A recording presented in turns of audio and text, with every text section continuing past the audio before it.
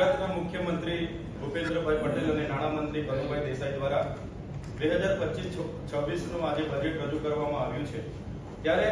આ વર્ષે 3,70,250 કરોડનું પુરાતન વાળો અને આંકડાની માયાજાળ સાથેનું બજેટ એમણે રજૂ કર્યું હોય એવું અમને લાગે છે। જે રીતે એમણે દિલ્હી, મહારાષ્ટ્ર, રાજસ્થાન અને મધ્યપ્રદેશમાં જ્યાં 500 રૂપિયાના ગેસના બાટલો આપવાની પહેલ કરી છે, હોળી અને દિવાળી એક ગેસ મુક્ત આપવાની એમણે પહેલ કરી છે, એવી જ રીતે મહિલાઓને 2500 રૂપિયા આપવાની પહેલ કરી છે, તેવી જ રીતે યુવાનોને બેરોજગાર ભથ્થું આપવાની પહેલ કરી છે, વૃદ્ધ પેન્શન વધાવીને 2500 આપવાની પહેલ કરી છે। ત્યારે ગુજરાતમાં પણ અઢી દાયકાથી ગુજરાતની પ્રજા એમની સાથે છે, તો અમને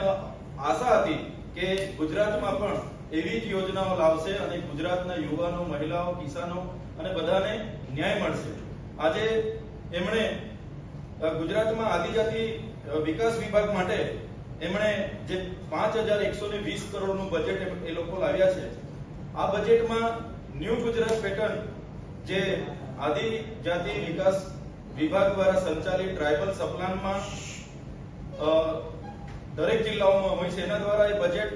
37.5% વધારા સાથે 1100 કરોડ કરવામાં આવ્યું છે। પણ એ બજેટની અંદર અમે જોયું તો ત્યાં પ્રભારી મંત્રીઓ, એનજીઓ, એમની ડિસાઇડ ડેવલપમેન્ટ સપોર્ટ એજન્સી એમને જે કામો સજેસ્ટ કર્યા છે એવા આદિવાસીઓને લાગતા વળગતા ન હોય એવા બિનજરૂરી કામો એમણે મંજૂર કર્યા છે, જેનાથી આદિવાસી સમાજનો કોઈ વિકાસ થવાનો નથી। અમે સમરસ, કુમાર અને કન્યા છાત્રાલયોની માંગો કરી હતી, એમાં પણ એમણે કોઈ રોડમેપ એમાં જણાવ્યો નથી। સાથે સાથે આદિજાતિ વિકાસ વિભાગ દ્વારા જે પોસ્ટ મેટ્રિક શિષ્યવૃત્તિની યોજના ચાલુ હતી,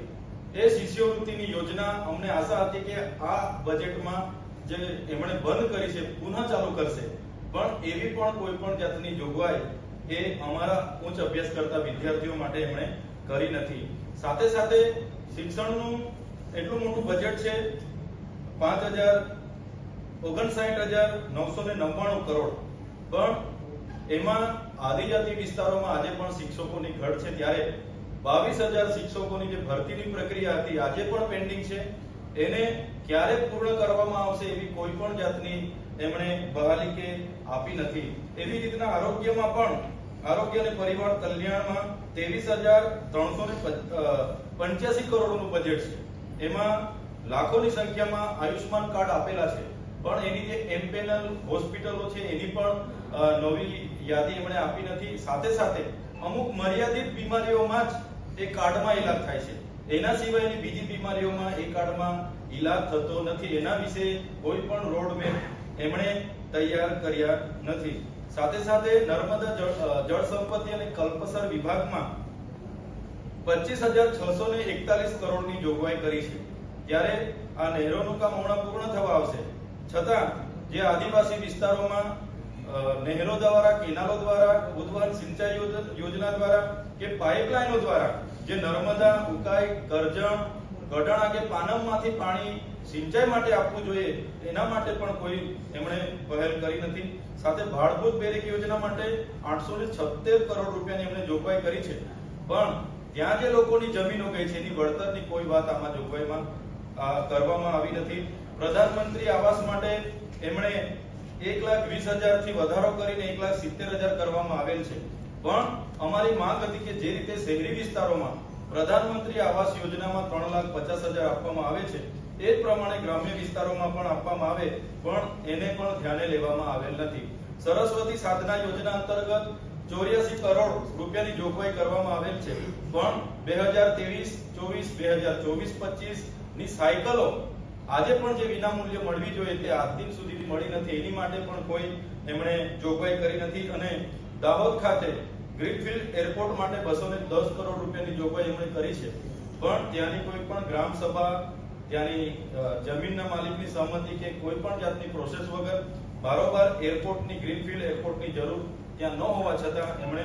જાહેરાત કરી છે। ત્યારે એવી જ રીતે કિસાન સૂર્યોદય યોજનાની એમણે વાત કરી છે, પણ આજે પણ આદિવાસી વિસ્તારોમાં દિવસે વીજળી આપવાની કિસાન સૂર્યોદય યોજના ક્યાંય ચાલુ નથી। અને આજનું જે બજેટ અમે જોયું તો સરવાળે અમને એવું લાગી રહ્યું છે કે આ બજેટ પુરાતન વાળું છે, આંકડાઓની માયાજાળ છે અને એમાં કઈ વિશેષ મોંઘવારી પર કંટ્રોલ આવે, ખેડૂતોના ભાવ કઈ વધારા થાય, યુવાનોને કઈ રોજગારી મળે, નાના ઉદ્યોગો, લઘુ ઉદ્યોગો કે પ્રાકૃતિક ખેતી કે જે પણ ગુજરાતની ગ્રોથનું એન્જિન છે એના ડેવલપ માટે ક્યાંય પણ એવું દેખાતું નથી કે ઉડીને આંખે વળગે એવું ક્યાંય અમને દેખાતું નથી કે ગુજરાત સરકારે કઈ વિશેષ બજેટ પેશ કર્યું હશે. તો અમને જે આશા અને અપેક્ષા હતી ગુજરાત સરકાર પર કે ગુજરાતની જનતાને ધ્યાને રાખીને બજેટ બનાવવામાં આવશે, પણ એવું ક્યાંય જોયું નથી કે ક્યાંય દેખાતું નથી. ક્યાંક ને ક્યાંક રોડ રસ્તા હોય કે તમામ જગ્યા ઉપર એમના એનજીઓ, કોન્ટ્રાક્ટરો અને એમના પ્રભારી મંત્રીઓના હવાલાના આધીન એમના જે ઇશારે આયોજનો બધા થયા છે, ત્યારે